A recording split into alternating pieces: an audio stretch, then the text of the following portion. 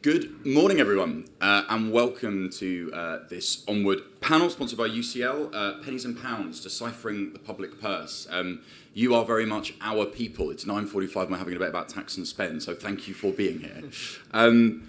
We are coming up to an election which will be dominated by some pretty massive fiscal challenges and some big trade-offs, both about how we meet the spending pressures that we are facing, but also how we raise the money, where the burden of taxation falls on which people, which places, which type of income or wealth. And it sometimes seems like our public debate doesn't quite match the scale of that challenge, and that the way our politicians, our commentators, our journalists talk about the economy doesn't take into account some of those trade-offs, isn't honest about where some of the impacts might fall. And so today's discussion is about what we might do about that and what shape that challenge takes. How can we improve our public conversation about the economy? What things do we really need politicians on both sides, all sides, national, local, to stop saying, start saying, so that we can deal with some of the challenges that we face? And I am joined by a fantastic panel to discuss that. On my immediate right, I've got James Murray, who is the Shadow Financial Secretary to the Treasury. On his right, Professor Lucy Barnes from UCL, who's done a huge amount of work on this issue of the public attitude, public understanding of the economy. The far right of the panel, that feels like a completely terrible description. Now I have Toynbee, a columnist at The Guardian. On my immediate left, Camilla Cavendish, a columnist at The Financial Times. And on the far left, Torsten Bell, Chief Executive of the Resolution Foundation. I've definitely got something wrong about where people are sat. So, what we are going to do is start with some introductory remarks from folks on the panel. I will probably abuse the position of chair and ask a few follow-up questions. And then I want to come to you, get some questions from the audience.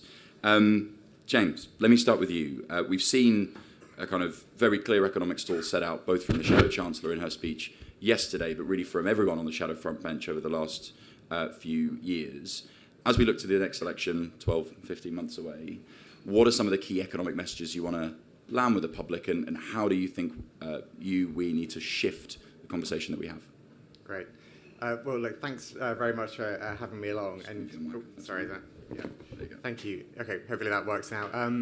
Yes, and obviously talking about tax at 9:45 in the morning. I was actually next door at 7:30 talking about various related issues. So it's this is halfway through the day already. But look, I think it's worth starting with something that Keir said earlier in the week, which is that for him and for us, the way out of the 13 years, of what we would see as economic failure, is not to reach for the tax and spend lever. It's to reach for the growth lever.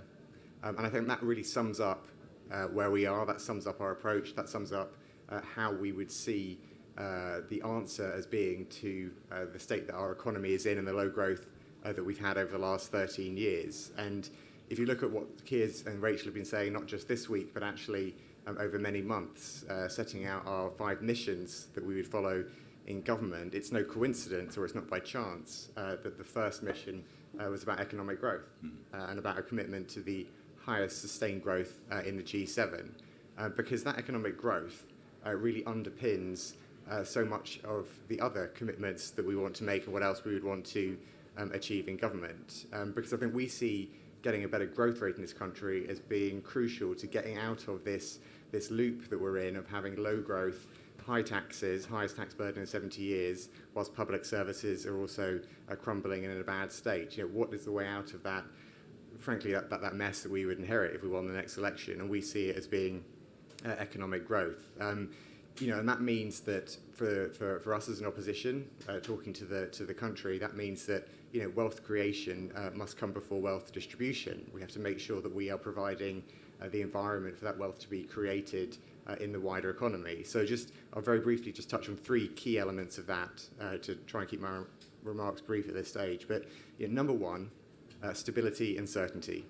Now, I think most people would agree that stability and certainty have been in short supply recently in British politics. And actually, I think bringing that extra stability and certainty is really crucial to making sure that businesses have the confidence to invest, making sure that businesses can do what they want to do, which is to create jobs and create wealth, but having that stability and certainty up front is really important. And that's why Rachel has been so clear about her fiscal rules as being non-negotiable, as coming first, as being the foundation of everything else that we set out. That's why respect for economic institutions like the Office of Budget Responsibility that we saw not respected this time last year is so important. And so Rachel set out her plans around the fiscal lock around that. And that's why we'd want to have a modern industrial strategy that sets out how we would work with businesses to get the economy growing. And really that's the second point I want to make, which is about working with businesses, working hand in hand with the private sector to get the economy growing. It's such a crucial way that we see of taking our economy forward, because the role of the state, as we see it, should be to provide the foundations for private sector to invest and grow and create wealth. That is the way that the state should work with the private sector to get our economy in a better position, having that catalytic public support, whether by investment, targeted investment, or through a stable regulatory environment. But that's the way that you can get private sector to have the confidence to invest, create jobs, and create wealth. And then the third final point I'd like to make at this stage is that another theme which runs, I think, throughout a lot of what Rachel has been talking about in recent months is the need for security. And I think that security applies to both businesses and to households and to individual families. It applies to businesses and the economy more widely, because we need a more secure economy. And by that, what I mean is getting the balance right between resilience here at home and supply chains from overseas with our friends and allies around the world. Moving beyond the globalization which we've got used to in recent years to a better balance where we have greater resilience here at home, for instance, with energy independence, but we build our supply chains around the world and we're open to trade and make sure we have those agreements with people who are in countries who are friends and allies, friend shoring, ally shoring, as some people call it. And then finally, that security obviously applies to families, whether it's bringing down energy bills, whether it's helping make sure people can afford other elements of the cost of living. But when you talk about the economy in abstract, what it really means to individual families is, are you and your family better off? That's what it comes down to. And we know that the impact of low growth over the last 13 years has been to leave families worse off than they would have been if the economy had been growing faster. What we want to make sure is that by growing the economy in every region and nation of the UK, we make people right across Britain better off. Fantastic. Thank you so much, James. Polly, let's turn to you. What are we getting wrong in how we talk about economics? What do we need to change? Everything James says, I completely agree with. Growth is the only long-term answer to decline. But nevertheless, there's an awful lot of grim talk been going on. If you read my column today, it's all in there. It's rather convenient for doing this today. Totally shameless. No self-respect. There is this idea that, well, it's going to be so depressing because Labour won't have any money to spend on anything at all. It won't be like 97 because there was growth then and there's no growth now, and it's all dismal and miserable. And the fiscal rules are so tight. She has tied herself in an absolute straitjacket. No room for manoeuvre. Actually, I think that's just not true. And I've had a long conversation with Paul Johnson of the IFS. Very glad to find that Rachel arrived here with a copy of his wonderful book called Follow the Money. And that is a book, very witty and clever, well worth reading, very much for the lay person, that just describes how many warped distortions there are in our tax system, particularly our tax reliefs, which stick like barnacles to the Treasury every time a new chancellor comes along. They add some new incentive or something, whether it's an R&D or whatever. A lot of them really bad. And he lists them all. And there is a hell of a lot of money to be raised, which is not technically breaking our rules. It is not a tax rise to do away with some reliefs. And I was worried, well, perhaps if you do away with these reliefs, they're all going to fall on the same people. That's going to be a problem. Paul Johnson says, no, they won't actually. They'll be quite spread, and they're very doable. I'll just go through a few of them. Very glad that Rachel Rees mentioned the 7.2 billion fraud lost in COVID contracts, and if she can chase after that and get some of that back, that's great. Tax evasion. Margaret Hodge has fantastic stuff on this. She's done a very good paper with UCL, with King's, on this, and she's in charge of the APPG on tax and corruption. I think she should be made czar for chasing after all of those offshore funds that are often money from public contracts where the company has then put the money abroad, and I think there's a lot to be chased up there. Self-employed landlords, of course, they should pay the same tax on as on earned income. Everybody else pays on PAYE. That brings it quite a bit. Capital gains tax, of course. James will say, no, we've absolutely said we're not going to raise, we're not going to touch that at all.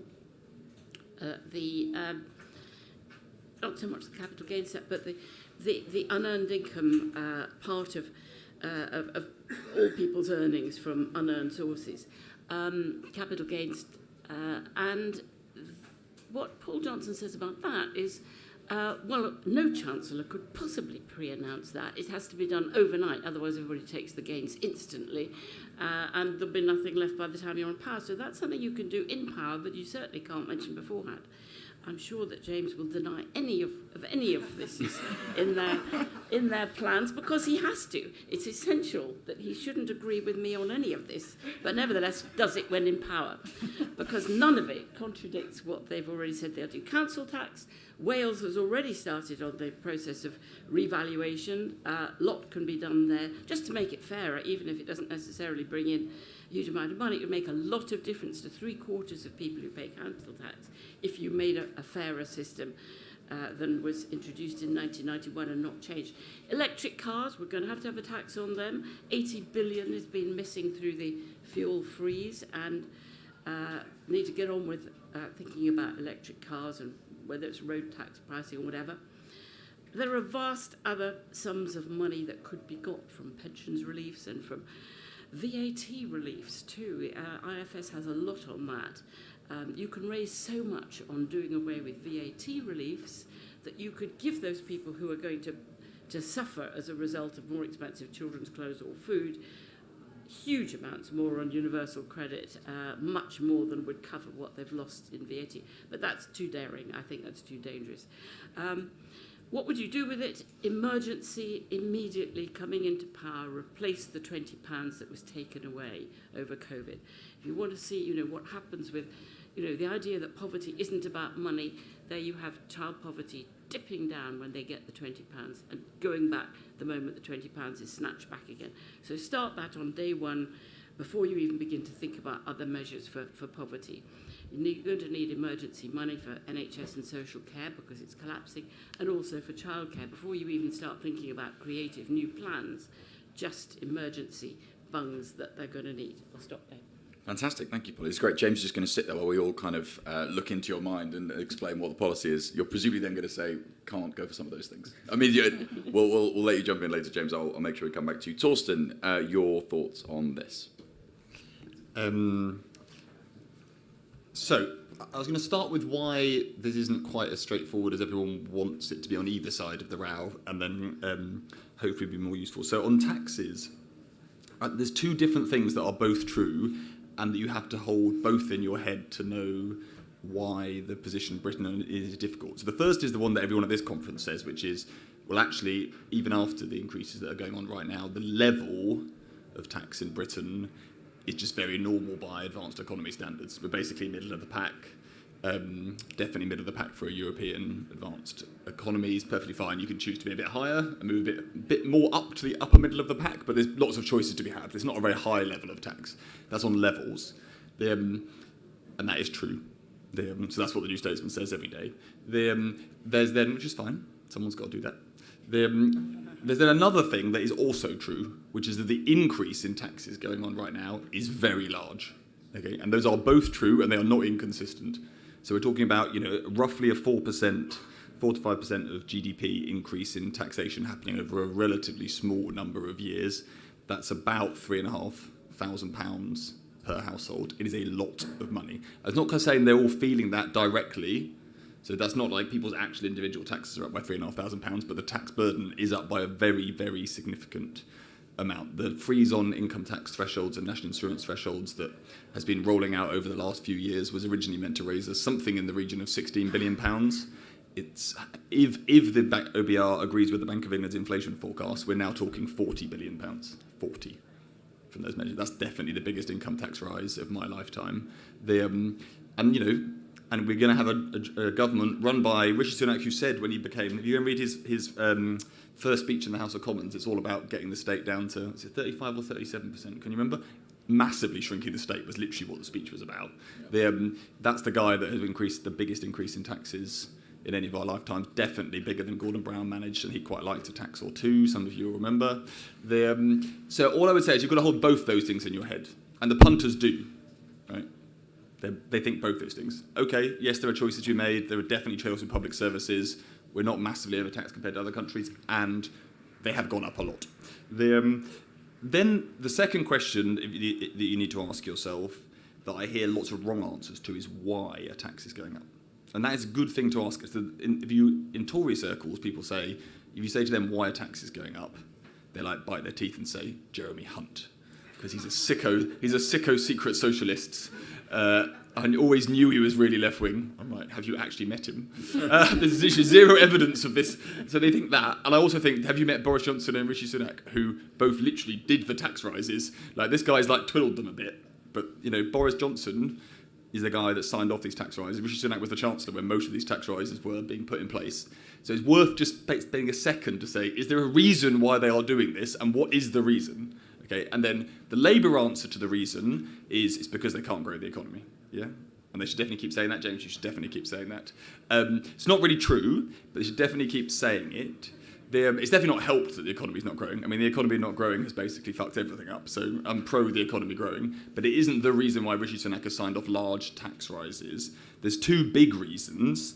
The first is bad luck, which is the debt interest bill is up a lot, right?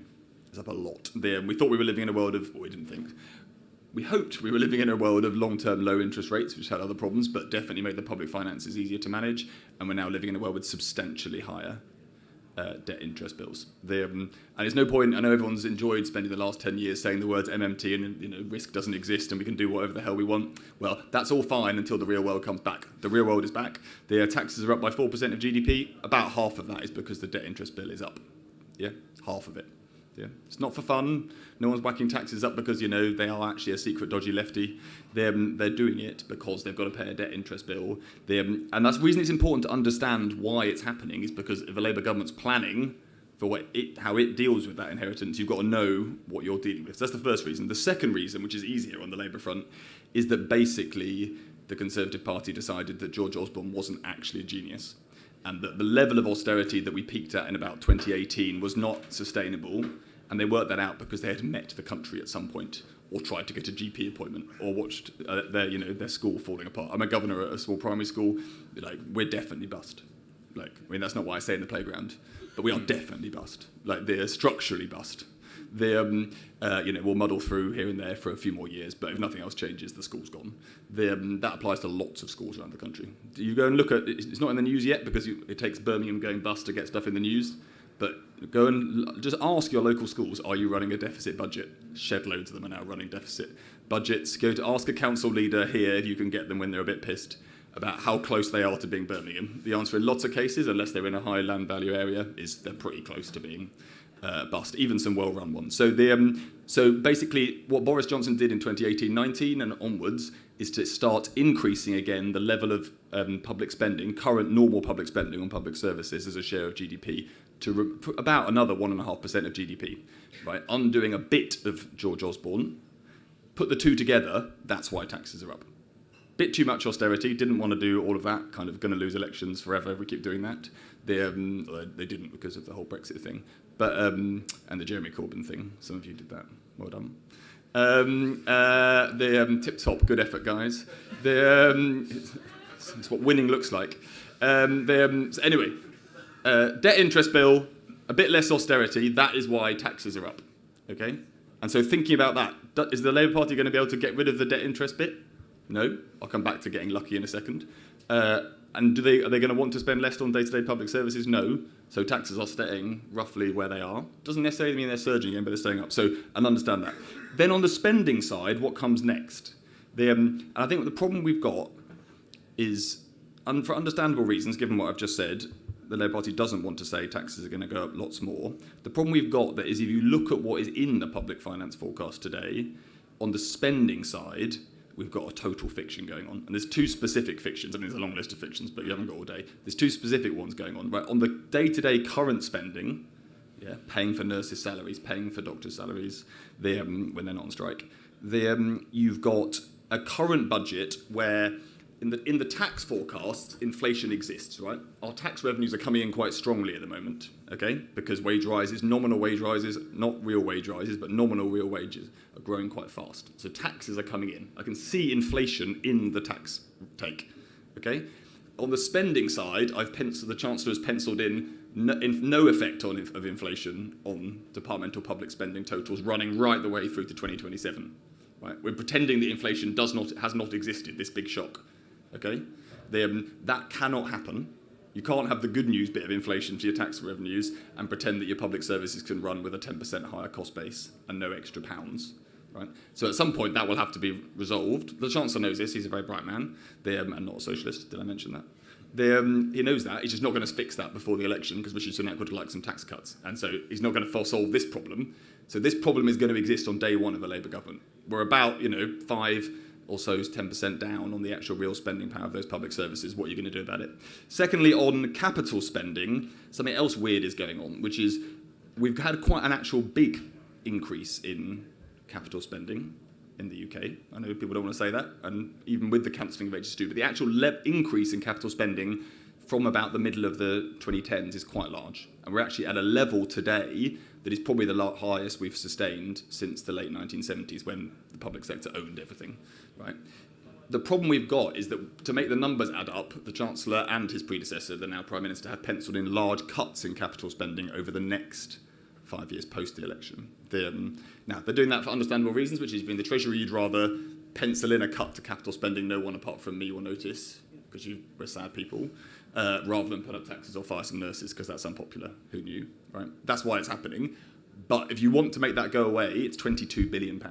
If you don't want those capital cuts to happen, it's actually, the irony is, the actual scale of what Rachel's talking about in terms of extra borrowing for capital, the 28 billion, there's actually 20 billion in brackets, how much is it? Yeah, is basically exactly the same as the cut in capital spending that the Tories have penciled into their numbers and they don't talk about. If I was advocating for that extra capital, I would just say, it's not that I'm a mad raging lefty, I just think you're right today about the level of capital spending and I'm going to just leave it there. Because that would be the same thing the Labour Party's planning. Rather than getting into this psychodrama about, like, I've got a mad lefty plan, how much more do I want to borrow for this extra capital? I'd just be like, Jeremy Hunt was right in 23, 24, I'm going to leave it there, I'm just a totally reasonable person. I'm not like this sicko that wants to cancel all the train lines, so I'm not going to do the cuts, but I'm just going to leave it where it is.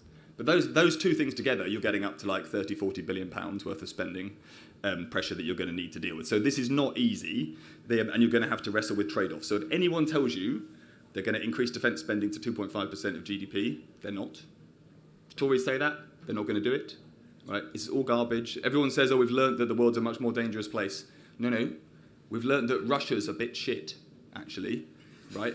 And we've learned that the Europeans are going to start spending on defence again, having done fuck all for 50 years. In that world, the idea that Britain's going to increase its defence spending, right, unless you happen to be wearing a uniform and fancying more shiny kit, is for the birds. You can all say it in your speeches, it's totally fine. I promise you it's not going to happen, right? Because in the end, British politics works on some big tram lines, and we're going to be saving schools and hospitals before we buy the tanks. So focus on what those are. Now, in terms of answers, then just really quickly, what does the shape of an answer look like for Social Democrats? It always looks like the same things. Deal with the root causes of the spending, right? Not just the extra spending. What are the root causes? Housing gets your housing benefit bill down, more people in work gets your other bills down, sorting out your health service boosts your economy. Like, what are the root causes answers? Then you get an investor save thing. Polly, I think you must have written a lot about Gordon Brown's investor save. Do you remember investor save in the 2000s? Yeah. The iron discipline, he didn't wear the blue suit, obviously, he couldn't have pulled it off, that Rachel had yesterday, but it was all like investor save. It was all there was a thing called the investor save fund, Right? Yeah, we did not save, by the way, as someone that did some monitoring of the savings, but we did invest. So we'll end up in some version of invest to save or invest to grow. That's what the whole green spending basically is. And then in the end, you end up with not just higher, but fairer and better taxes. And Polly's given you some of them, but at some point you say, I don't actually need to give James Dyson an absolutely massive tax incentive to own fields. Right? Why does James Dyson own loads of fields? Why does he own them? Because fields count as farms, and farms are inheritance tax relieved. That is why James Dyson owns all the fields. It's not because he's building Dyson Hoovers in fields, because cows go in fields, not Hoovers. You knew that, yeah? So you start sorting out some of the basics, and then some proper money starts coming in. That is, in the end, what Social Democrats do. That is what will happen. Very good. Thank you very much. For what it's worth, I don't think the Onward tent is attracting the Corbyn crowd. What? But who knows? Who knows? They're looking quite angry at the back. Camilla, let's come to you. Well, that was just brilliant, and you've woken us all up, and you've said really everything there is to say, Torsten, so I hope that you're going to become an advisor to the government, whichever government's in power. Because a lot of what you've talked about, I suppose, is really not new, it's old, right? That every single government, except for the ones that are completely mad, have to accept the kind of realities and trade-offs you've talked about. And I suppose maybe from my and Polly's point of view, one of the reflections I have sitting here as a journalist is that we are terrible in the media at always obsessing about short-term spending. So if you're a politician and you go on any broadcast, one of the sort of macho things you do is they say, you ask them, well, how much more are you spending? And they say, 10,000 more GPs, 50,000 more nurses. With Boris, it was 40 new hospitals, which we didn't need, by the way. And actually, we are a bit complicit in that in the media. I have to admit. I think, and we all sort of know that, but it is quite difficult to articulate the much deeper, more profound points you've just made, and maybe we just need to get better at that.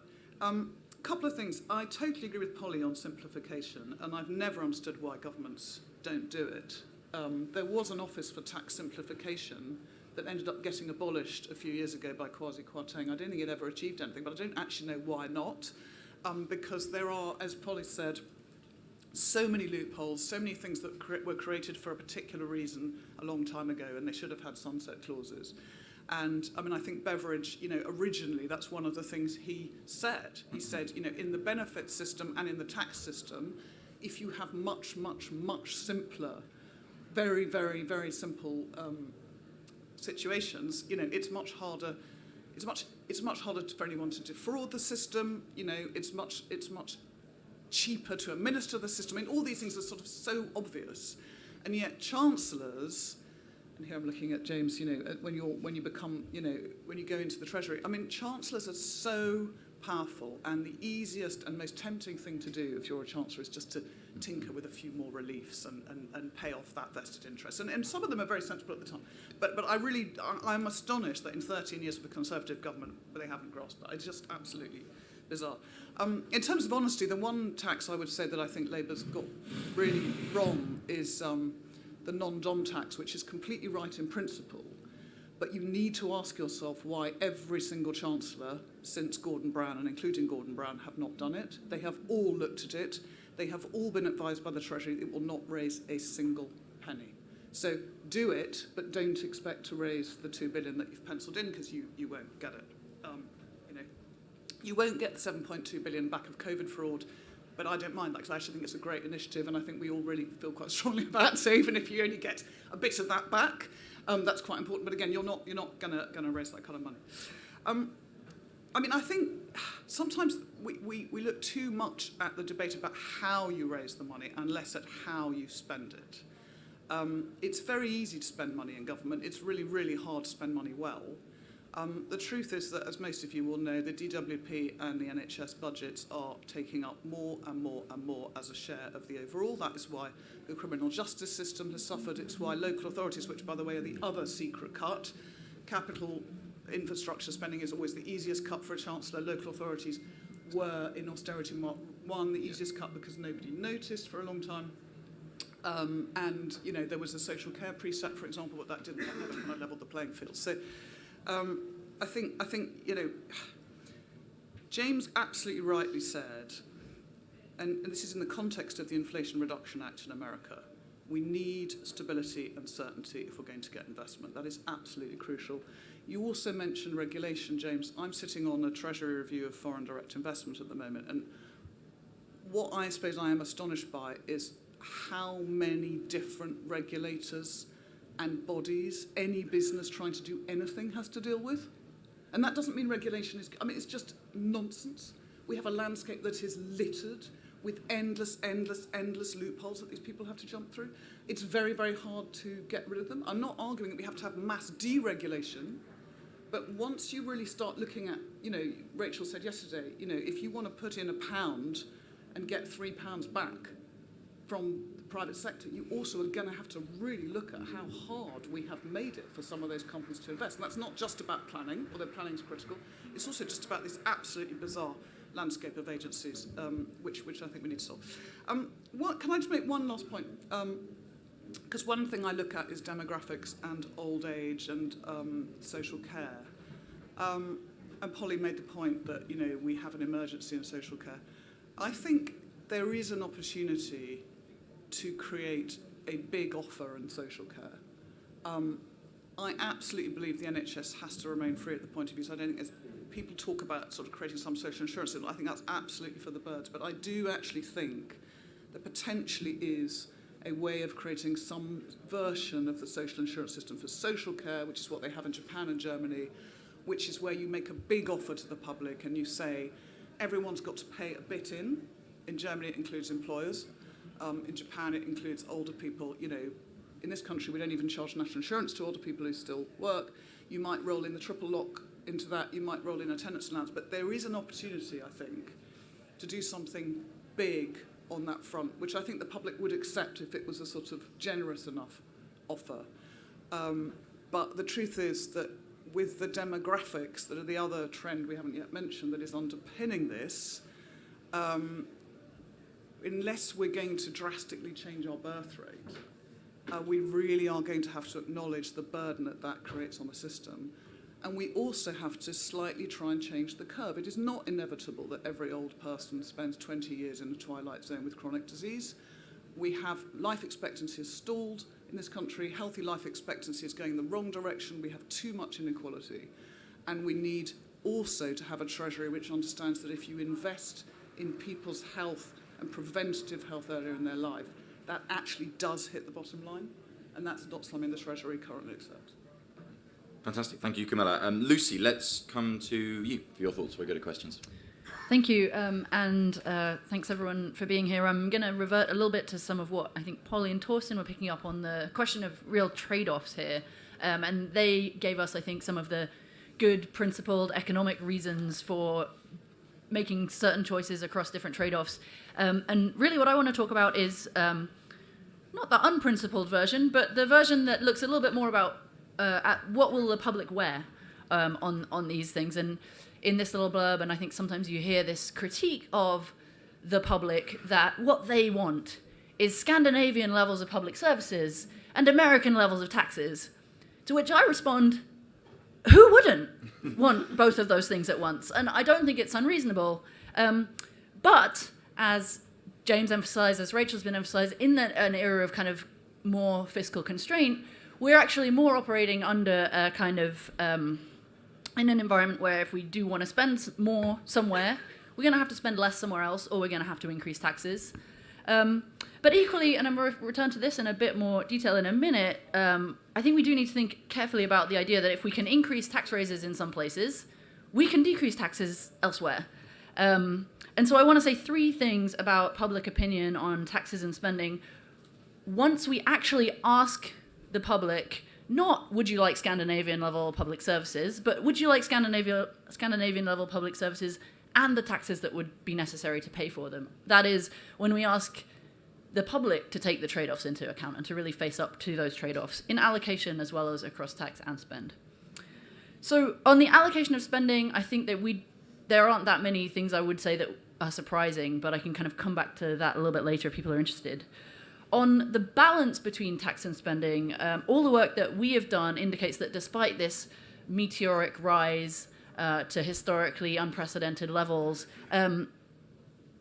the support for movement from where we are now is still in the direction of more of both rather than less of both at that margin. But really, public opinion on the composition of taxation is where I think we know some things that maybe you don't yet know, and I'd kind of like to share them. Despite some trepidation about the politics I've heard around the conference so far, a reasonable amount of enthusiasm for thinking quite hard about the ways we raise revenue. As Polly mentioned, Paul's book, from an economic point of view, the setup of the system may be kind of not fit for purpose. And I'm kind of here to tell you that that's also true in terms of the calibration of how we raise revenue and how the public think we should be raising revenue. Not all taxes are created equal. Some are much more highly despised than others. And so there's space to move from where we are to things that would be economically sensible and also popular. And some things that would be popular are less economically sensible, but there are some wins available. The public endorse increases in corporation tax, in alcohol and tobacco taxation, in capital gains tax, in the higher rate of income taxation, and they would really prefer to see council tax raise less money, and they are quite averse to increases in the personal allowance, decreases in the personal allowance, increases in revenue from the shift of those thresholds, which, as Torsten alluded to, has been a major way that revenues have been raised and are being raised currently. And so maybe this is, we would be afraid that that's true on average, but it hides massive divisions, and a vocal minority is going to be really, really aggrieved if you try and make moves in this direction. What we actually find is that, unlike views over the level and the balance between how high the tax level should be overall, on composition, there's a really broad consensus in the electorate. That rank ordering of which taxes are good and which taxes are seen as bad is shared by Conservative and Labour voters. It's shared by lower income people and higher income people, men and women, leave and remain, degree holders, non-degree holders. Any way we slice up these data, we really struggle to find political cleavages on the composition of taxation. And so some of these changes might be really bad economics, and public demand does need to be tempered.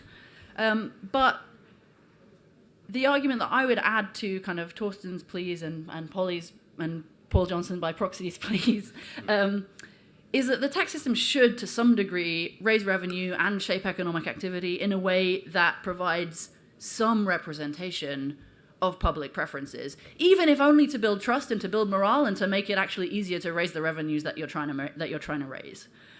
And moreover, I think the qualitative intuitions that we have about what the public will wear on taxation already inform these kinds of decisions, but those intuitions usually come from asking the public what they think without asking them to face the trade-offs themselves.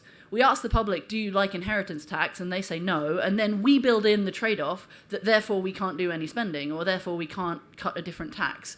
Whereas if we ask the public, do you like inheritance tax, or do you want a cut in the basic rate of income tax, you get quite a different answer because you've made them face the trade-off instead of doing it on their behalf.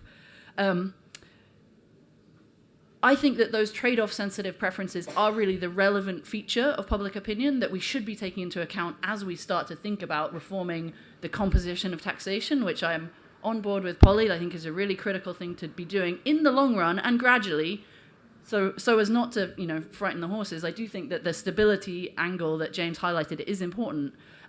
But I don't think that we should be really afraid of the public opinion reaction to changes in the composition rather than the level of taxation, because all the evidence that we've been able to find points towards consensus, popular, and to some degree sensible reforms being available. Fantastic, thank you so much. James, I know you have to leave very shortly, but let me just come to you. You've heard a huge amount of kind of advice, thoughts there, speculation. Is there any of it that you want to kind of particularly resonates with you and you think is important for us to keep in mind, or indeed any of it that you want to dampen down as things that a Labour government wouldn't possibly look at? Yeah, no, thanks. I mean, yeah, lots of thoughts from the panel, and I mean, I think what's really important to set out is, if you want to understand where we're coming from, to look at what the tax burden is now and how we feel about that. And frankly, the tax burden is at its highest in 70 years. There's been 25 tax rises in this Parliament alone. Ultimately, we would like taxes on working people to be lower, but that has to be done on the basis of economic and fiscal responsibility. Because we all saw last year the damage that causes when it's not done on the basis of responsibility, and when institutions are not trusted, and when unfunded tax cuts are given, are promised, and so on. So, I think our view of how you get the economy in a better position, is not, as I said earlier, through this tax and spend lever. It is through the growth lever. And actually, by going for growth, you make people across the country better off. You also put the public finances in a better position. So we're not kind of, we as I say, we would like those taxes to be lower, particularly on working people, but we can't do that unless it's on the basis of economic and fiscal responsibility. And that's kind of a really strong set of principles which we have when we're approaching how we'd run the economy and how we view the tax system. Fantastic. Thank you, James. I think you need to run now. Is that right? Just Before thank you very he runs, can I say one thing? Of course you can. Please Sure. don't say taxes should be lower. Please don't talk about taxes as a burden. I mean, maybe you have to do that a little bit before an election. Essentially, people have to know that tax is the price we pay for civilization, and Labour needs to remind people of that, not fall into the idea that all tax is bad. There we go. Well, Stolen James. well, thank you very much, Polly. And can we have another round of applause to thank James for joining us?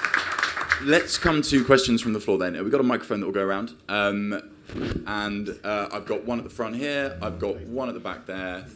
And we'll take those too. So, we get a mic at the front here. Thank you. Thank you.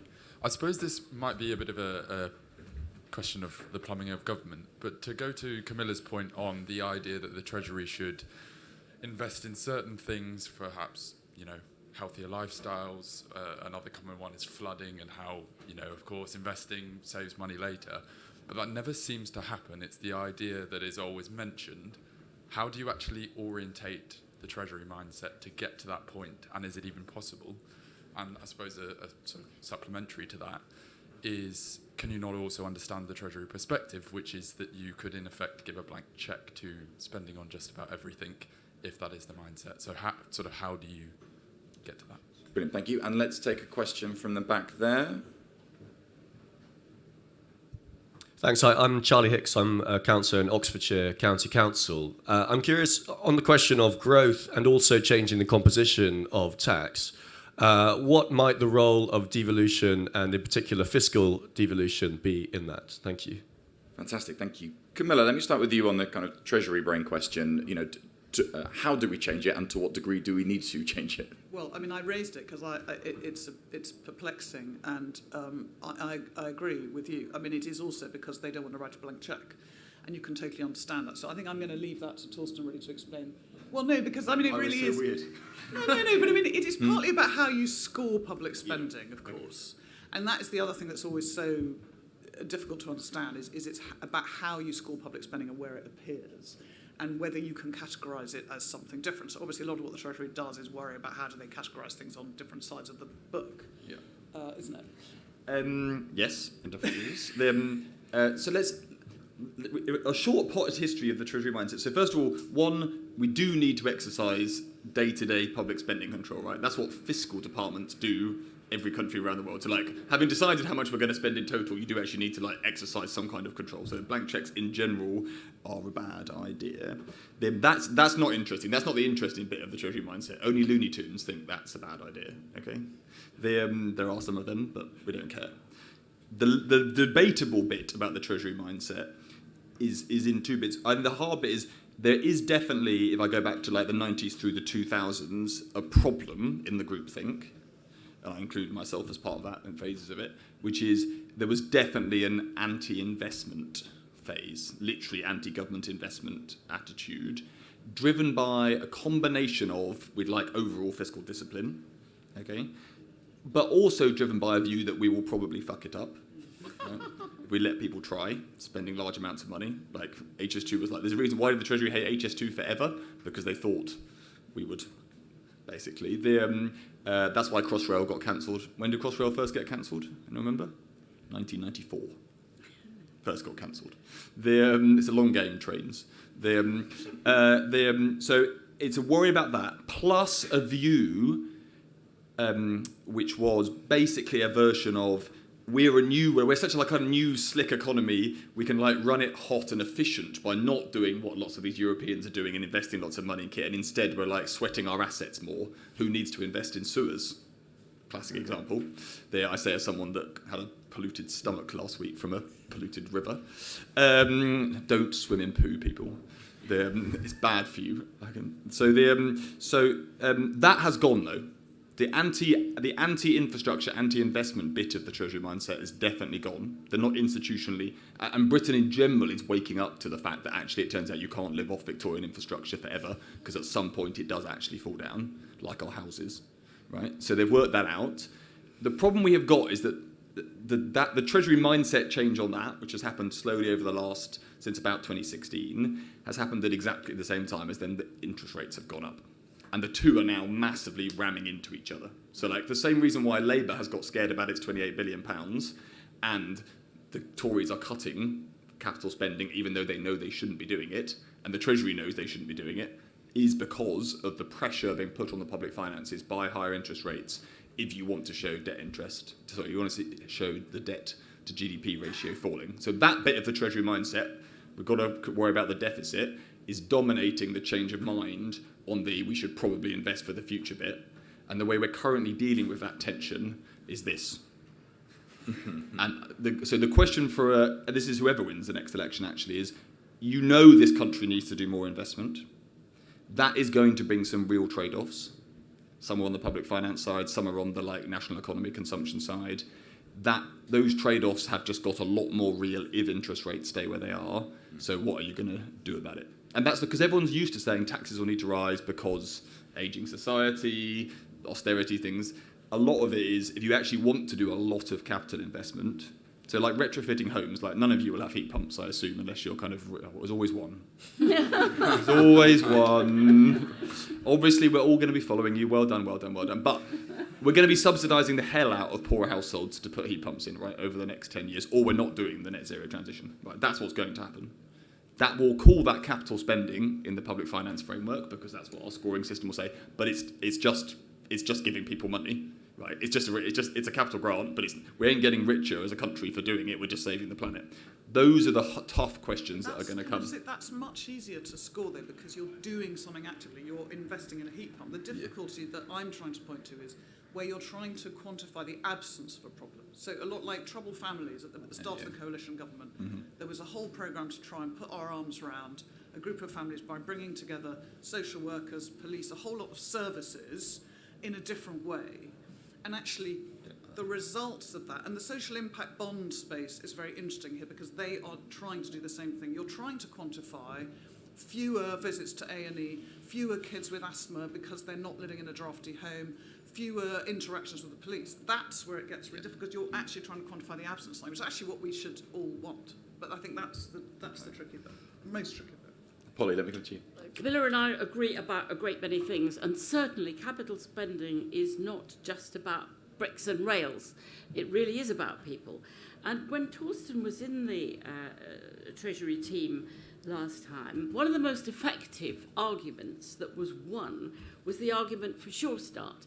And it started with the very excellent research following through Head Start in America, where they discovered that every dollar spent on Head Start on 2 years intensive early years for the most deprived families yielded $7 saved later in life on mental health, on crime, on social security, and all of those things. It didn't turn them into brain surgeons, but it stopped them becoming desperate cases.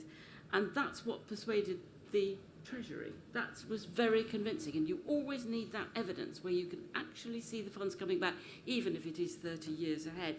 So I think investing in people just has to be part of that, and actually probably more important than the bricks and the rails in the end. And we've got to bring back Sure Start and do it again.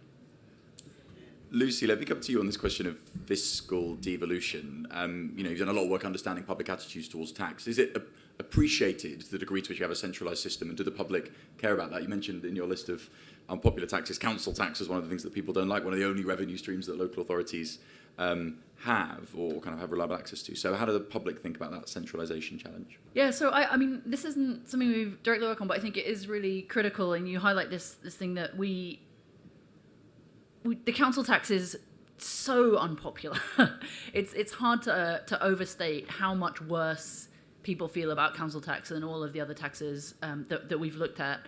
And it's also, as you say, it's kind of important to note that this is the local revenue stream. But the other thing about it is that it's the one place where reform is even harder than any other kind of tax reform, because the decision making about the structure of what council tax is going to look like is separated from those people who receive the revenue and from those people who are reliant on it. And so actually that kind of, this is not necessarily an argument for more devolution or less devolution, but the kind of inconsistencies in the fiscal versus the political devolution, I think, are really at the root of why council tax has been able to become so dysfunctional over time without political addressing of that problem. Mm-hmm. Let's take another couple of questions. We've got 5 minutes or so. So if anyone has a question, yes, at the back there. Yeah, hi, thanks everyone. My name is Patrick Jones. I'm an energy sector lawyer at King & Wood Mallesons. This is not energy sector related. I'm just interested in what the panel thinks about the next government having to really create some revolutionary tax changes. By that I mean abolishing something like business rates and putting in something completely new, be that wealth tax, property tax, perhaps a tax on online delivery of goods to really make a difference and not stop tinkering with the margins here and there. Thank you. That's a fantastic question to end on, because we can get, what are the sort of revolutionary tax things that might need to happen. I'm going to add something to that, which is about the timing. I was having a row at dinner last night about whether an incoming Labour government would be able within the first year to do something big and bold, or whether they'd want to have a period of time to kind of stabilise and then say, actually, now we've got the credibility, we'd like to do something. So what revolutionary thing might they do, and when might they, or do you think they should do it? Polly, let me start with you.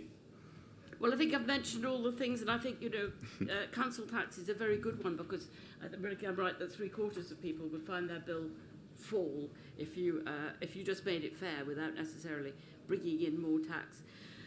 I don't know. I mean, I'm so afraid of Labour losing the credibility that it's got. I think that on the whole, the stealthy is a better way to go.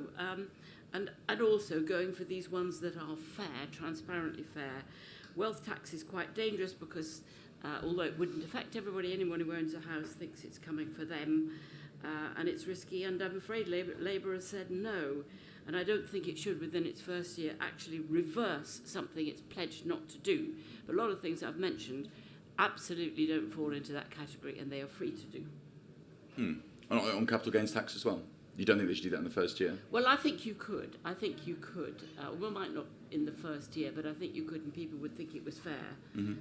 I think it was a great mistake to say you wouldn't, but then I can understand that you had to say that. Sure. Lucy?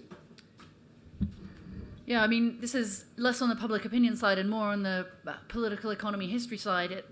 Revolution is not typically how tax policy is made in this country or in other countries now, or really ever historically, and kind of demoralizingly, when it is made in that way, it's oftentimes very, very unsuccessful, again, both politically and economically.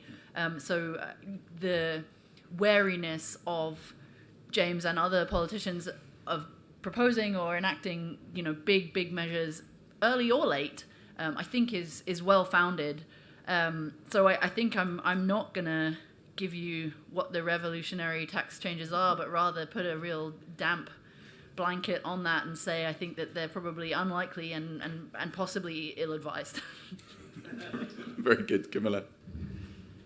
I think that given where we are in the world, which is we have cut ourselves off from our biggest market, we are looking at a multipolar world and we're not part of it. Our supply chains have been fatally broken by Brexit.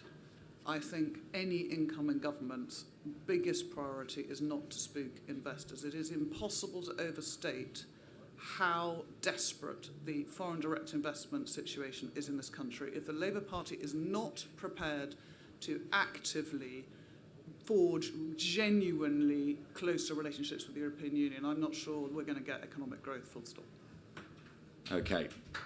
Torsten, you've got to cheer us up. Well, that was a bit grim. I'm just saying. Just give me a bit down. We're all going to be living in that country. Right, I'm not sure how to follow that. Okay, here's a go at perk, okay? Mm-hmm. Which is, so no, basically everyone else is right. We're not going to have some big revolutionary tax change, and some people say for that. And by the way, that does happen sometimes. Like Margaret Thatcher obviously had to go at the poll tax. That went well. For her and all of us, although the council tax system basically is a poll tax now by accident, 30 years later. It does happen after wars. That's the other time you get things that look revolutionary, after large wars, but we're kind of hoping to avoid that, yeah? So that's this is not going to happen. Well, I'm coming to the perk, which is some people, the mistake people make, obviously this would never happen in the Labour Party, but the mistake people make is to think having something big and revolutionary is the definition of radical. And that is if what you care about is radical actual change happening to an actual country, that is a terrible way to think about public policy, politics, and making the world a better place. So actual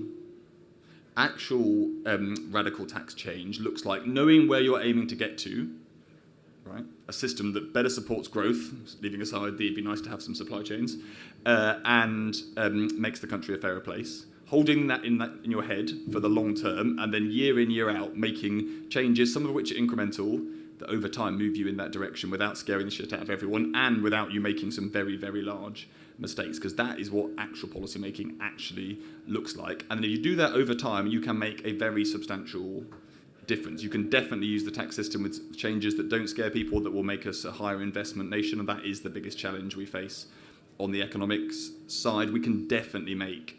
I don't actually... the thing that I really don't like hearing actually sometimes in the technocrat world that I spend lots of my life in is people saying you can only raise taxes if you pull up taxes lots on ordinary everybody. That's the easy thing for technocrats to say. That actually isn't true. It's just harder work to do it in the other ways. Polly's given you some of those about closing some of those loopholes, but there are lots of ways in which we can raise revenue. We are at some point going to have to tax some Tesla drivers. Right? Watch the politics of Teslas. It's really interesting. 5 years ago, the idea that you would put a car charge per mile on electric vehicles was because people would just assume it was all vehicles. You would get massive pushback from the Telegraph and the Daily Mail. Why are the Telegraph and the Daily Mail now moving to be maybe it's okay? Because they don't want the ordinary working people with the petrol and the diesel cars paying all the fuel duty, while the woke Tesla drivers are getting away absolutely scot-free. These liberal lovies are not paying any tax on their driving. Anyone got a Tesla? No. That's the key to rabble-rousing. There's an enemy, they're not in the room, we're going to get their Teslas, and we're coming for them. But that's 40 billion quid, people, in the end, because you'll all be Tesla drivers in the end. Unless Elon Musk's blowing the world up. If you start taxing us too soon. All right. Anyway, my point is, about to buy an electric car. Don't. It's only half the savings. Anyway, let's not get into that. All I would say is there's loads of things we can do. That's what real politics is about. You spend years doing it, which is why it's suboptimal to lose elections regularly. Right? So did I mention stop losing elections? So you should win the elections, sort yourselves out, get a grip. Lots of tax changes year on, year out to make the system fairer and make the system more efficient, and you end up by accident with a better Britain in 2050. See you then.